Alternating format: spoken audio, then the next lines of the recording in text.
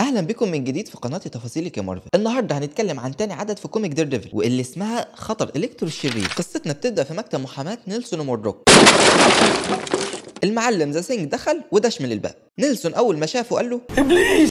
ذا سينج قال له لا مؤاخذه ما اخدتش لبالي، وبعدين قال له بص يا معلم، طبعا انت عارف ان واحد من الفانتاستيك فور وعقد ايجار البرج بتاعنا خلص، وكنا عايزين محامي شاطر يبص على العقد الجديد ويشوفه تمام ولا لا. فوجي قال له ان مات هو اللي مسؤول عن اي حاجه بتخص العقود، بس هو مش موجود دلوقتي. ذا سينج قال له احنا رايحين العاصمه عشان نستلم ميداليات، لما يجي مات بقى خليه يروح يبص على العقد في البرج ويتاكد من كل حاجه. فوجي قال له طب هو كده هيدخل ازاي؟ ذا سينج قال له احنا فكرنا في النقطه دي، انت هات لي اي صوره ليه وانا هخلي اللي موجود هناك يدخله. بعدها ذا سينج طلع من الشباك عشان يروح. فوجي بص من الشباك وقال ايه ده؟ ما قلتش ليه ان باقي الرجاله معاه؟ طب اشربوا شاي حتى. في نفس الوقت مات كان بيمارس هويته المفضله، لابس الحته الصفراء اللي على الحب ويخبط على الجيران. واحد من الجيران فتح وقال احمد امين علوب يا نرد. بيدخل دير ديفل وبنكتشف ان الجيران دول عصابه بتسرق العربيات. واحد من الرجاله قال ايه نسمه السقعه دي؟ مين فتح الباب؟ بص لقي دير ديفل في وشه، راح قال له دير ديفل وقف في نص المكان وقال لهم ملك الموت جاي بنفسه يزورك، اجهز علشان كدورك، طلع بزورك، طلعت ما بتاع. دير ديفل حس ان هم 6 من صوت تنفسهم، راح سحب المسند اللي موجود على الارض ورماه عليهم. واحد شغل الشعله وحاول يحرقه، ولكن دير ديفل بيتعلق في خطافه وبيهرب منه. بعدين المعلم بيقول حد يوقفه، لكن حد بيرد عليه ويقول له ازاي بقى؟ دير ديفل بدأ يكتفهم في كاوتشات، وبعدين حس ان في عربيه جايه عليه ومش هيلحق يتجنبها، فقرر انه هيستخدم كاوتش عربيه كنبله ويطلق محرك على العربيه. طبعا العربيه فرقعت وقبض عليهم كلهم وبلغ عنهم. المشكله ان العصابه دي كان ليها زعيم خارق اسمه الكترو، وعشان نعرف مين الكترو ده فاحنا لازم نرجع بالزمن شويه، وهنعرف ان في واحد اسمه ماكس كان شغال عامل صيانه بيصلح عمود كهرباء، وبعدين في صعقه خبطته وبدل ما يموت جسمه اتشحن بالكهرباء. عارف الكترو هو في مخبأه السري ان الفانتاستيك فور رايحين العاصمه، فقرر انه يقتحم مقرهم ويسرق كل حاجه هناك. رجع مات للمكتب وعرف ان ذا سينج عايزه يروح لمقرهم ويتاكد ان عقد الايجار سليم. بعدين كارين قالت له انها كلمت دكتور تعرفه وقال لها ان في عمليه ممكن تتعمل لمات وتخليه يشوف من تاني. مات رفض وقال لها متشكر يا كارين، ولكن مش عايز احس بالاحباط لو العمليه فشلت. كارين قعدت تفكر ان مات صعبان عليها علشان هو حد وسيم وذكي، وانها عايزه ترتبط بيه على الرغم من انه اعمى ونفسها يسترجع نظره. مات كان عارف ان نظره ممكن يرجع، بس في احتماليه ان قدراته تروح منه، وعشان كده رفض لانه بيفضل انه يكون دير ديفل اعمى على انه يرجع انسان طبيعي. بعدها اتحرك على مقر فانتاستيك فور، وفي نفس الوقت الكترو وصل المقر عشان ينفذ الخطه، وبعدها فصل الكهرباء عن الانذارات اللي في المقر ودخل من الشباك. مات حس بخطر وبسرعه غير لبسه وطلع يشوف الخطر فين.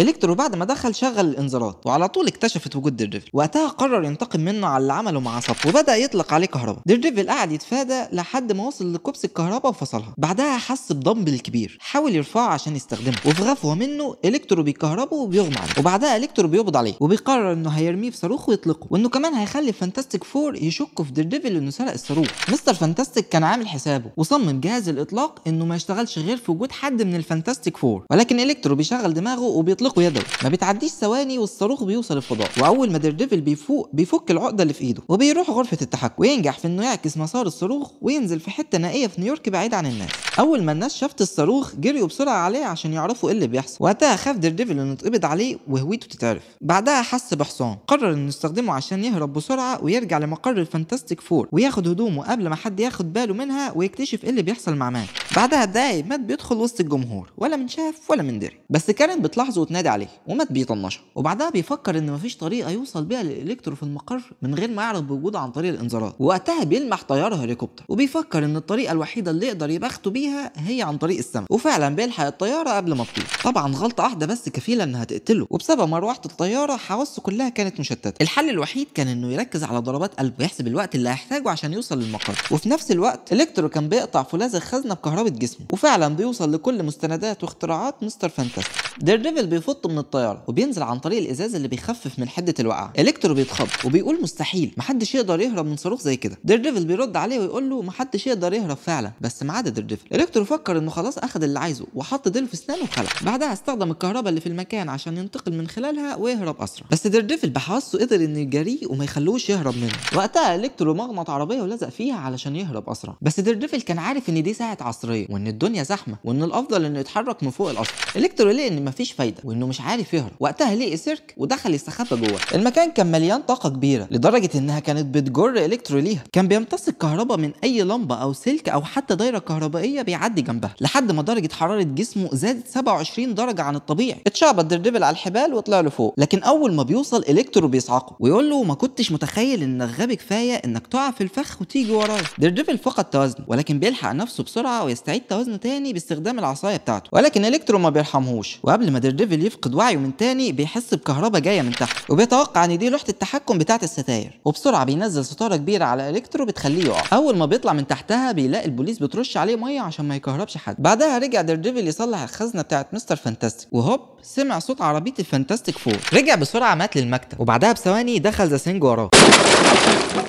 وقال لهم في حد مجنون اقتحم المقر وعايز اقدم شكوى فيه. فوجي قال له تاني يا زكي. مستر فانتاستيك قال لهم معلش يا اخوانا ده عبيط سيبكم منه، ها عملتوا ايه في عقد الايجار؟ مات اعتذر وقال لهم انا اسف بس انا ما لحقتش ابص عليه. مستر فانتاستيك قال له ولا يهمك احنا هندور على محامين اسرع من كده شويه. فوجي اتخنق وقال لمات انت ازاي تطير 4 عملاء مشهورين زي كده؟ مات قال له صدقني الموضوع مش زي ما انت متخيل. وبكده نكون وصلنا لنهايه العدد الثاني. اتمنى ان الحلقه تكون عجبتكم، ولو حد عنده تعليق او تعديل على اللي انا قلته هسيب لكم الكومنتات مفتوحه.